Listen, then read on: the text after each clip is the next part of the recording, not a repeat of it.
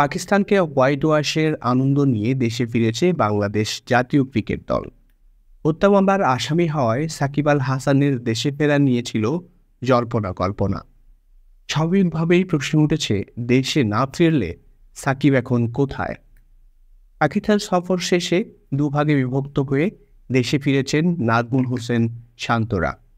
পূর্ব ঘোষণা অনুযায়ী ঢাকায় আসা ক্রিকেট দলের সাথে ছিলেন না সাকিব। আপাতত ইংল্যান্ডে রয়েছেন তিনি। সেখানে ইংলিশ কাউন্টি লিগে সারের হয়ে খেলবেন তিনি। জানা যায়, সতীর্থদের সাথে করাচি থেকে দুবাইয়ের বিমানে উঠেছিলেন। সেখান থেকে দেশের বিমানে না উঠে লন্ডনের ফ্লাইটের জন্য অপেক্ষায় ছিলেন সাকিব। আগামী ৯ সেপ্টেম্বর টন্টনে সমারসেটের বিপক্ষে সারের হয়ে মাঠে নামবেন তিনি।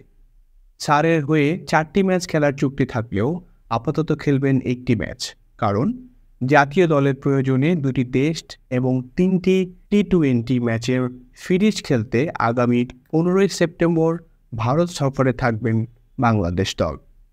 এ সফরে দলের সঙ্গে থাকবেন সাকিব।